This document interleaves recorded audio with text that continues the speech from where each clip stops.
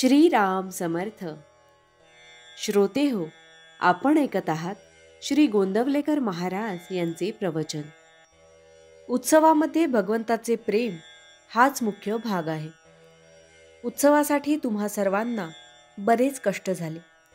लग्नामध्ये खऱ्या विवाहविधीला म्हणजे अंतरपाठ धरून सप्तपदी होईपर्यंत थोडाच वेळ लागतो. पण या संस्काराचे महत्त्व आणि गांभीर्य मनावर ठसावे म्हणून 4 दिवस एवढे सोहळे करतात. त्याचप्रमाणे उत्सवामध्ये भगवंताचे प्रेम हे मुख्य आहे.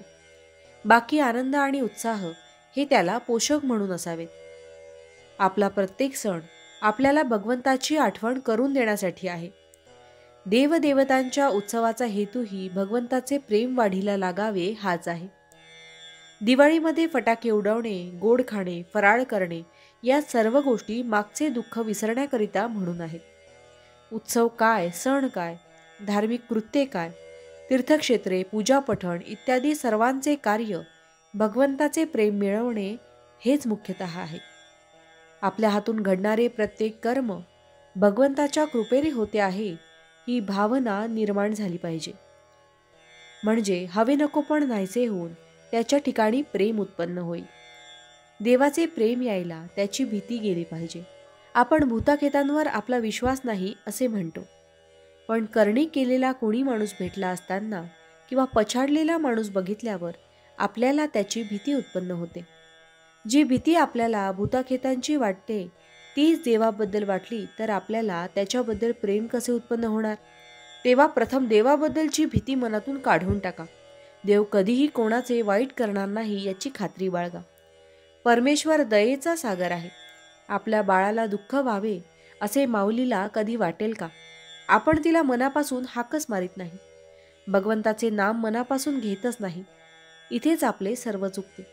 तेव्हा गोंदवल्यास आल्यासारखे रामाजवळ जाऊन आता तुम्ही एकच मागा, रामा तुझे प्रेम आम्हाला दे. तुम्ही मागाल ते तो तुम्हाला खात्रीने दे यावर विश्वास ठेवा.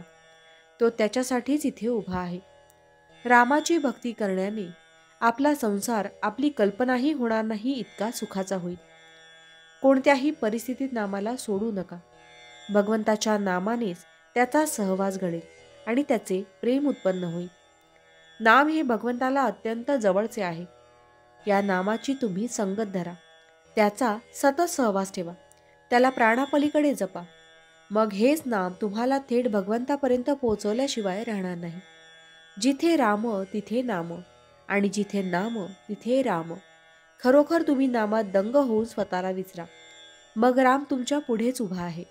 भावार्थ, दृश्यामध्ये असणारी भगवंताची खूण म्हणजे नाम होय. नामावर विश्वास बसणे महाभाग्याचे लक्षण आहे. जानकी जीवन स्मरण जय जय राम. महारुद्र हनुमान की जय. समर्थ रामदास स्वामी महाराज की जय. सब संतन की जय. श्री अनंत कोटि ब्रह्मांड नायक राजाधिराज सच्चिदानंद सद्गुरु श्री ब्रह्म चैतन्य महाराज की जय. जय जय रघुवीर समर्थ. आता आपण 13 वेळा नामस्मरण करूया. श्रीराम जय राम जय जय राम. श्रीराम जय राम जय जय राम. श्रीराम जय राम जय जय राम. श्रीराम जय राम जय जय राम. श्रीराम जय राम जय जय राम. श्रीराम जय राम जय जय राम. श्रीराम जय राम जय जय राम.